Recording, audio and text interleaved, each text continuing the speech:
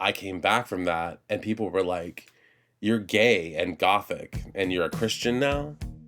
Hello, my name is Kay Anderson, and you are listening to Lost Spaces, the podcast that mourns the death of queer nightlife. Here is how it goes. Every episode, I talk to a different person about a venue from their past, the memories that they created there, and the people that they used to know. Did you know that in all of the years that we've been doing this show, we have never ever featured a sauna? And some people might say that that's because no one in their right mind would come on to a podcast to share their story with the world about how they got a bit hot and sweaty and debaucherous with a bunch of strangers in a dark, cavernous space. But I don't know, maybe there's another reason. Anyway, put that all to one side because this week we are finally going to our very first sauna when we visit ACI, which was in San Antonio, Texas. And showing us around is the subversive queer rapper Chris Conde. Now, Chris was a military brat, and so they moved around a lot when they were a kid. But as a young adult, they decided that they wanted a bit more stability in their life, and so they chose to settle down in San Antonio. And it was here that they got to experience all the joys of a glory hole, as well as let go of religion, get sober, and come out of the closet again. And I say again because they'd already been out of the closet and then chose to go back in. But it's a whole story. You'll need to listen to the show to find out. Oh, and very, very quickly, there is a bit of a trigger warning for this episode. We talk briefly about halfway through the chat about sexual abuse and suicide. And so if that is going to be triggering for you, I totally understand if you want to put this episode down and come back next week. But for everyone else, let's get into it.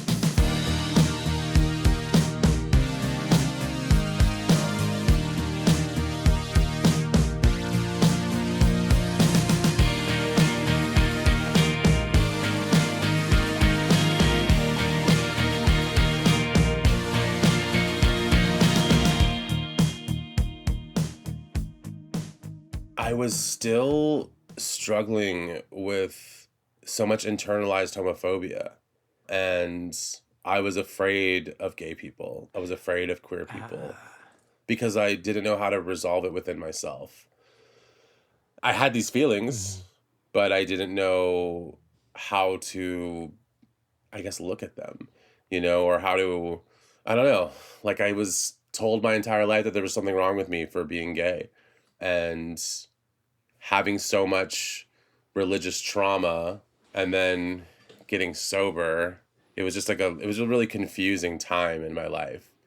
And eventually, I'd say like a year after I moved there, I ended up drinking again.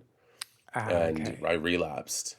And this is where I felt comfortable going to queer spaces, or like more comfortable at least, because I was able to be drunk enough and not care enough, I guess, in a way, or be high enough to not care about the consequences of like jumping on Craigslist and like having anonymous sex with whoever, Wait, how did we get there that quickly? I don't know. So you went from like self-hatred and hating gays to cooking up with strangers on the internet. What happened in between? Me relapsing and me being on drugs and me like not caring about. Okay, so there still was not any self-acceptance in that. Right. I think I thought I was okay, but I wasn't. Okay. A lot of my drinking and using, I think, was perpetuated by this internalized homophobia. But it also propelled you to seek out those things that you wanted. Yeah, because I was gay and horny, and so like I wanted. Well, yeah, you were 21. I was like I wanted to act on these things, but didn't know how to sober, for sure. And so then looking back on those memories, are they all tainted is a bit of a shitty word. I can't think of another one, so I'm going to use it. Are they all tainted by the fact that you'd relapsed to be there? I don't think so. I mean, I look at my life as I made the best decisions that I could with what I had. Mhm. I don't really regret too many things because there's nothing I can really do about that. And I think that, most of us are doing the best we can with what we have anyway. And so I think looking at my own life in that time, I was dealing with so much bullshit. It's like I was trying. I was trying to live my life to the best like I could, and for the majority of my life it wasn't the drinking did consume a lot, but I was still experiencing life. I was playing shows, I was writing music, and it hadn't gotten too crazy yet. Like I wasn't like homeless and doing meth yet. Oh, you know. yet. Mhm. Okay, maybe we'll get to that. But do you then remember the first time that you went to a queer space? Yeah, I was 14 Oh, how would actually. It was way sooner than that. so many layers on this. Okay, so at 21 you hadn't accepted yourself, but at 14 you were back in a queer bar. I think this is before I had any like religious trauma. I didn't grow up with religion, but so I went on this retreat, this like Christian retreat when I was like 15 or 16, and I had this spiritual experience in the context of this Christian Hmm. religion and was like, "Oh, this must be Jesus that I'm experiencing." And so I was like, "I guess I'm going to try and follow this religion." And like I look back at this experience that I had as like a valid experience, a Yeah. spiritual experience, but I no longer look at it as like, "Oh, this was a Christian thing or this was like Christianity." Okay, yeah. This was just like a moment I had, which was great. But so before any of this, though, You were a heathen. yeah, I mean, I came out when I was 13 years old. Which, okay. Wait, remember before when I asked about your queer journey, you were like, "Oh yeah, I was Uh-huh. still like really trepidatious." Like, no, you'd come out. But you were asking specific questions. You're asking questions about me moving to Texas, I think. So I was like, yeah, okay. So I came out when I was 13, and my mom was like, "You should really think about this. Like, I don't think you're gay." And I was like, "Pretty sure I am." And then I was living in Turkey at the time. And then I moved to Japan and started dating a guy in high school. He was a senior and I was a sophomore, so he was 2 grades What's older. his name? And his name was Randy. Oh, I thought it was going to be someone Japanese. Like, oh, Randy. Oh, no, no, no, he wasn't. I went to like an international, like an American Okay, school, like okay. overseas. Yeah, Randy. Yeah, he listened to like Marilyn Manson and had baggy Ah, jeans and that was like baggy enough for me. jeans. Yeah, well, I can see why. I was Yeah. like, sure.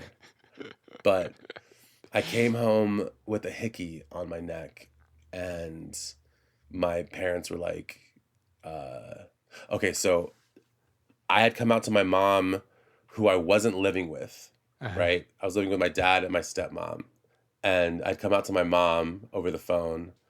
So when I came home with a hickey on my neck, my dad noticed it and my stepmom noticed it. And they're like, "Is that a hickey?" And I'm like, "Yeah." And they're like, and I was like, "No." At first I said no. They're like, "Well, what happened?" I'm like, "I fell skateboarding." And they're like, "You fell on your neck?" Then my stepmom said something like, "Oh, that's too big of a hickey for it to come from a girl." And I think she was just trying to out me. I'm like, as if like a girl couldn't put a big hickey on me or something. Yeah, yeah. So my stepmom outs me and then tells me that that I needed to break up with my boyfriend because it looked bad on them. Not Randy. My dad and my stepmom were like, "You need to break up with your boyfriend because it makes us look bad as parents if we let you have like this homosexual relationship." Because super weird. Ah, Pretty cool. making it about them. Brilliant. So I tell Randy, and he's like, "We can just date, not tell them." I'm like, "Yeah, probably." But then Randy started becoming annoying, and so I broke up with him. Oh, yeah. So Okay, and so then when was the religious experience? Was that back in America or? no, this was still in Japan. So this was like in the fall of like 2001. And then that next year, in the spring is when I had this religious experience. Mm-hmm, And mm-hmm. so like I came back from that and people were like, you're gay and Gothic and you're a Christian now. And so what happened to me was I thought, oh, I'm not allowed to be gay anymore because I'm a Christian now. So it was around this time where I was like, okay, I have to like be a good Christian boy and not act on these homosexual tendencies. And so then did you like officially go back into the closet? Like, how does that Kinda. work? Yeah, Okay. basically. And I had friends that were very confused by this. And I kind of was confused too, but But did you have like a going back into the closet party or something? Like, how do you do it? yeah, Do you you send know, cards? your friends beat you up like a piñata. And no, I don't know. I mean, What's the straight equivalent of candy coming out of a pinata? I'm not sure. What's something really boring and straight? Maybe like a gender reveal party. Oh, so miserable. It's so Okay. miserable. Okay, so you had that party then, and you were like, hey, everyone, by the way, I'm heterosexual. Yeah, by the way, no, it wasn't even like I'm heterosexual. It was like I struggle with homosexuality and I'm going to be a good Christian and deny myself. Oh, wow. Such a martyr. Did you buy a clip on tie? No, I still dress kind of Gothic and like wore combat boots and like fishnet and things, but I just was a Christian. So, okay, so this retreat thing, was it a retreat? Like where you found Yeah, Jesus? yeah. Sorry, I'm not trying to No, it's okay. talk down about the experience. Mm-mm. You found him, you came home, you were like, yeah, okay, well, I guess I'm a Christian now. Mm. Did you then like go online to find a church, or like what were the next steps? So I went on this retreat and it was with this youth group. And so the youth group was based in Okinawa where I lived. And so I just kept going to this youth group, basically. Okay. And were you like properly like, right, I'm in, I'm gonna do everything I can to be a good Christian? Yeah, like I like carried a Bible in my back pocket and would like tell people about Jesus. What's your favorite passage? Um I'm not gonna know what it is. I don't know why I asked that, Leviticus sorry. 4:17 and no man should I mean I don't know. I mean, I think probably if I like legitimately I'd say like Ephesians 4:32 is basically like just be kind to another, tenderhearted, forgiving one another. So it's basically just like be nice to people. That's Oh, it. so that's the one that Christians often forget, right? Yeah, they don't use that. I believe that it's not there. They're trying to get it taken out. Yeah, there's like been some voting around it. Yeah. I mean, this woke brigade trying to keep the Bible as the Bible. It's silly. Okay. So you were in the religion for a few years. What was the moment where you were like, oh, yeah, do you know what? Maybe this isn't for me? So I'd moved back to the States and got involved in this church. And I just kind of started seeing this pastor as a terrible person. And I was like, this feels very culty. And I was like, I wonder why. And at the same time, I was also exhibiting, like a lot of my alcoholism was starting to manifest. And I was, starting to drink a lot. And I would tell my pastor after I got drunk or got high, and I was in all these like leadership positions and I was trying to step down from things, but I didn't really know how. And so I thought like me just acting out would kind of do that for me. Mhm. And so like I'd get cruised at like porn shops or just like walking down the street and then be like, oh no, this stranger sucked my dick. And I'd call my pastor and be like, oh no, this happened, you know. Huh? What? Is this like when you fell off your skateboard and got a hickey? Yeah. Honestly, I would get cruised.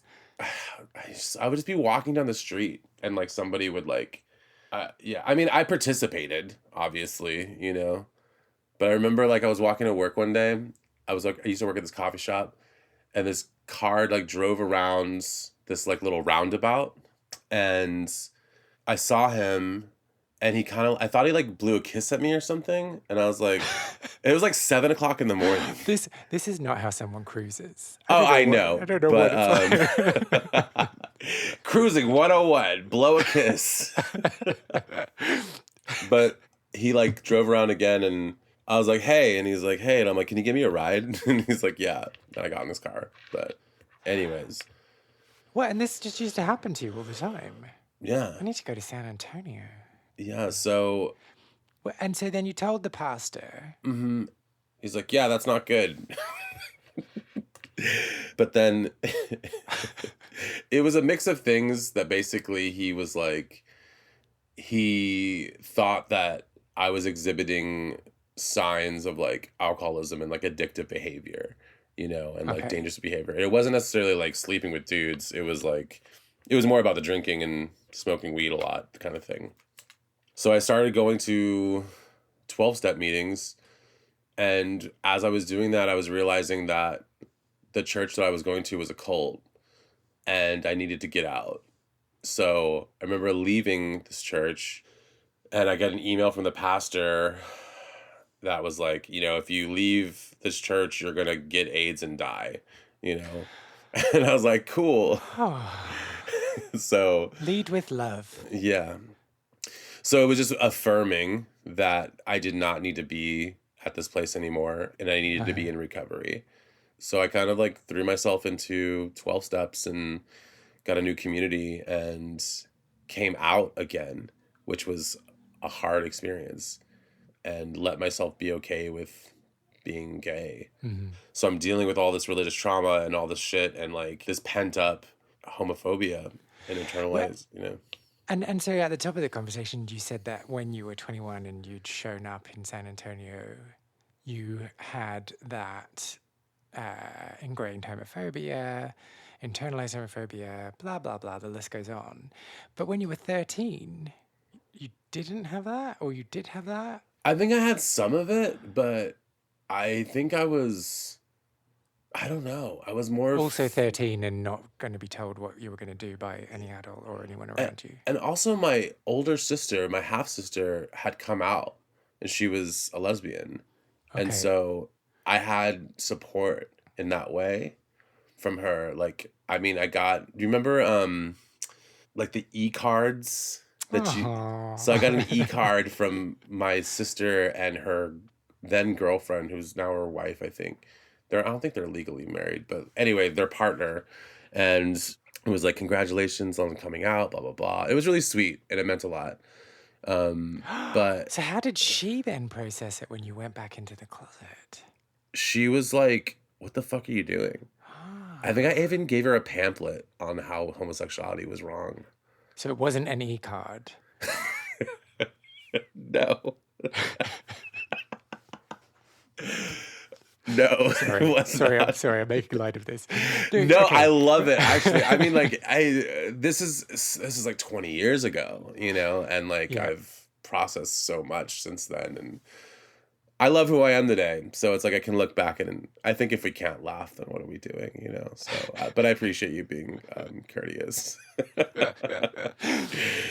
But okay, so sorry, I'm jumping around. So the 13-year-old, you came out, but then you went back in the closet, and then when you came out again at the other end of that religious experience, you were like, ooh, and the internalized homophobia was higher than when you were just Yeah. left to your own devices. Right. Yes. Uh, Part of this was because too I had survived a sexual assault since then, or like after I'd come out.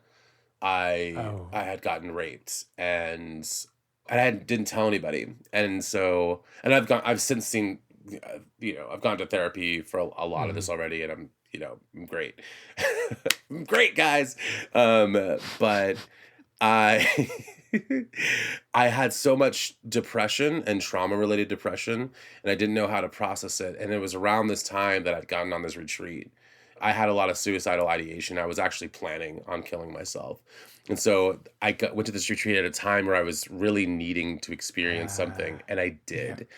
So since I felt like that experience did essentially save my life.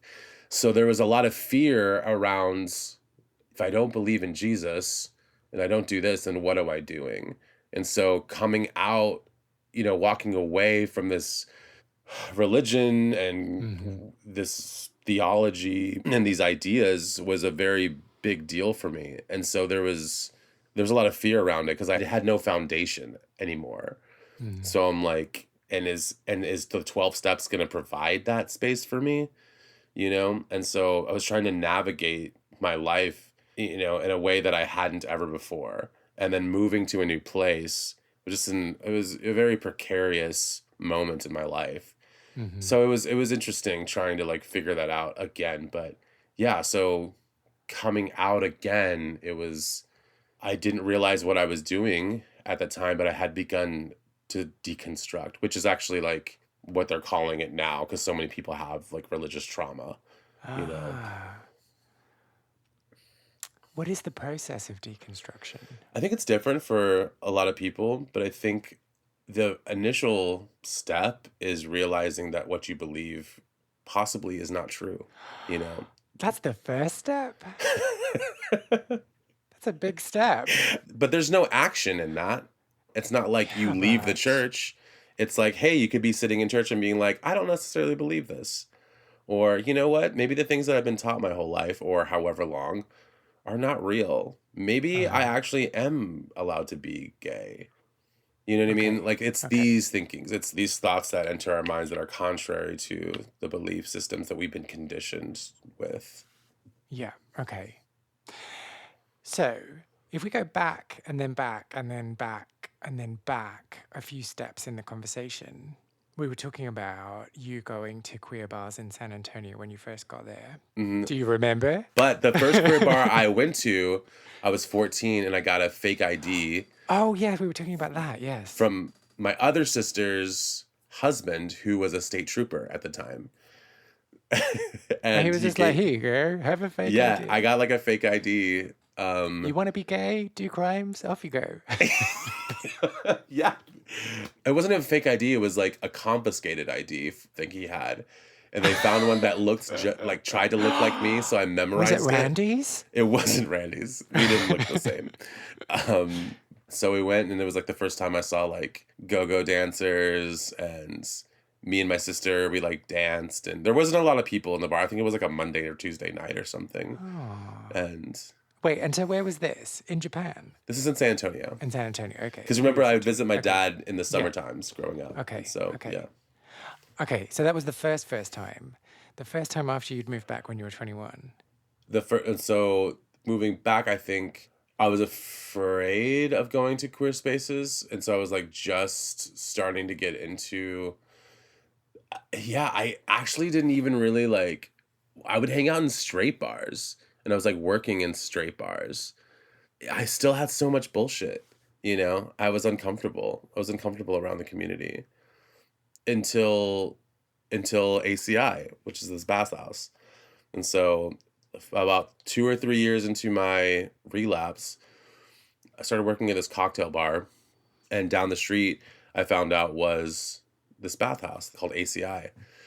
And So when you would found out about it, did you know what a bathhouse was? I didn't really. I think I kind of knew, but I didn't really know what it was. And then I got really drunk one night and I like just wandered in there and I was like, what is this? And they're like, it's a bathhouse. And I'm like, cool. That doesn't really answer any questions, does it? I mean, there were going to be like people fuck back here, like, and so I think there was like a membership fee, which was like $15 for the year. Then it was like $10 for a locker, and then like $25 for a room. And so I never had room money, and so I'd put my stuff in my locker and then grab my towel and walk around and see what was up. And so this first time, right, let's see if we can remember details. You don't remember anything. I mean, I was drunk. But do you remember a feeling? Yeah, I remember walking around. I remember the maze of glory holes. Oh, was this baby's first glory hole? I think so, possibly. I don't know. I was doing a lot of drugs and drinking at the time, so I've probably gone to one before, but I don't think so. But I don't know. Could have been. But I do remember a feeling of like, this is awesome. Like, I want to come here more. maybe I felt a little bit of relief too, where I'm like, oh, Uh-huh. okay, I can just be like a slut here because this is what we're here for, you know. But I don't think there was any, I don't think there was like any coming of it. I mean, maybe there was a little bit of a coming of age moment, but I don't think it was like, I wasn't like, I have arrived and I know who I am. It was just like, I'm gay and we're gonna fuck. Here we go, you know. So tell me about this maze. How many glory holes? I mean, I don't know. Like, it wasn't that big, but it was enough to get lost in for like a minute or two. It wasn't big, but it was like, you know, corners turned into like spaces, and it's like, it wasn't that big, but it was enough that when you're drunk, it could be very disorienting. I'd also go there like on mushrooms and Oh. like tripping and like doing all kinds of, I mean, I pretty much did every drug there except heroin. But like, And so when you're drunk, are you braver? yeah, for sure. Okay. And I think that's what it was. You know, that was the, But so are you braver in the sense of approaching people? yeah, for sure. So what's your tactic then when you're in a sauna? You kind of just cruise. You're like, hey, or you like lock eyes with someone and then it's like, sup? Hey, what's up? Cool. Like, Oh, you actually talk to them. yeah, sometimes. Oh. Yeah, because I'd be like, what do you want to do? And it's like, You wouldn't just let your body do the talking. well, especially if you're going to like top or bottom or do something, you know what I mean? Like, Yeah. Sometimes it's nice just to be surprised, isn't it? I don't know. yeah, I mean, I'm sure there were moments where like I'm just like ending up inside somebody. But I think if I was bottoming, I would need to know because I'm a verse Well, top. yeah, you don't want to be You know. surprised about that, yeah. So in that, you know, but I wasn't, I'm like, But so in all of these situations, are you the instigator or are you the... usually I am. Because I've been heavily tattooed for a long time. Like I've had 2 full sleeves and like my hands tattooed, and I've had gauged ears and like piercings. And so I think sometimes people are intimidated by that, especially back then. Mhm. And so I would just be like, hey, what's up? And even today, I still do that. Ah, okay, to break the ice a bit. Yeah, you know, in a lot of spaces, I think people can be intimidated by the way that I look and present myself. But I think in especially like sexual spaces and contexts like that, I think everyone can feel a level of like, you know, being nervous Yeah, of and course. self-aware. So I'm aware of that with myself and with people and how they see me sometimes. So I'm like, I think you're hot. Hello. And I'm just generally more forthright with what I'm looking for. Ah, okay. Oh, well, I was going to suggest we do some role play, but you've just told me what you would do, so I mean, there's that. we could still role play if you'd like. All right, so I've got my arms folded and I've got the towel around my waist and I'm standing against the wall and I'm looking somewhat terrified, right? Go. So I'll probably come up to your side and approach to you and like mimic your body language a little bit. Oh, okay. And then like come to your side and be like, hey, what's up? Like, how's it going? You know? And I'd be like, is he taking the piss out of me because he's folding his arms like I am? I don't know if I'd fold my arms like you, but I would like try and match your energy so that you felt more comfortable. And okay, and then so I loosen up a bit and I'm like, oh, it's my first time here. I'm just visiting from out of town. I'm at a conference for staplers Cool. and photocopiers. And this is my night off. Awesome. Cool. You been having a good time? No. All right. Well, you want to change that? Oh, you're better at this than me. I mean, that's what I would do. I mean, like, if I'm approaching you, then I'm like, let's go. Oh, Yeah. so you never just talk to someone? It depends. I'm there to like have sex. Yeah. Well, So that's it's a good like point. very minimal sentences before I'm Yeah. having sex with you, you know? But I'm also going to be nice, you know? And it depends. Like, if I'm going to like an orgy, it's different. Like, I'm there to like fuck. But if I'm going to a party with like sex involved, then it's like I can have conversations and be a little bit more, you know. Wait, so what's the difference between an orgy and a party where sex is involved? You know, there's a sex party I go to here called Inferno that's like, it's like more social, you know? And not like orgies can't be social, but I feel like it's more, I don't know, there's like less space to walk around because you're in someone's house. And then like a sex party, it's like usually a space, you know, with multiple places to go. So like this particular Okay. space that I, you know, does that make sense? Yeah, so you're saying at an orgy, you'd be wasting space if you were talking to someone. No, it's not like you can't talk either though. But yeah, I mean like there's like DJs and shit at this like sex party that I go to. Okay, so it's more like being in a club. Kinda, yeah. Okay. Just like with like slings and people fucking around, you know? Yeah, so just a club. Basically, yeah. Yeah. What were we talking about? Oh, sauna, blah, blah, blah. Oh, one of the other things I wanted to ask you about, as someone who's heavily tattooed, how annoying is it when you're in a sauna and someone's like, oh, what are your tattoos? Tell me about them. Yeah, it's very annoying. That's Oh, okay. So on a scale of 1 to 10, it's very. unless I think you're really hot. But even then, But it's even like then, like, just don't ask me about this stuff because it's too personal and it's going to like too much detail. It's just not. It's not right. And a lot of my tattoos don't mean anything. I just like the way it looks. It's like my tattoos sometimes mean as much as that blue and white shirt you have. Oh, this means a lot. This was my great granddad's. I can tell. It's decorations for me, but they're just on me permanently, and it just looks fun. What kind of response do you get from people when you tell them that? I usually kind of like change the conversation. I'll steer it a different way. That's a good plan. You know, if someone asks me like, oh, what do they all mean? I'm like, oh, they mean all kinds of crazy stuff. How are you doing tonight? Like, what are you up to? Where are you from? You know, like So smooth. Oh, just redirect. Just redirect. That's been my super move my entire life. Just redirect. yeah, everyone loves talking about themselves. That's what I found. Really easy to Yes. just change the subject back to them. Yeah. So speaking of, you in ACI. So we talked about how it felt on that night when you were there. How did it feel waking up the next day? I mean, honestly, I don't know if I remember waking up the next day. ACI is like a series of blurry memories because I still was just drinking and using so much.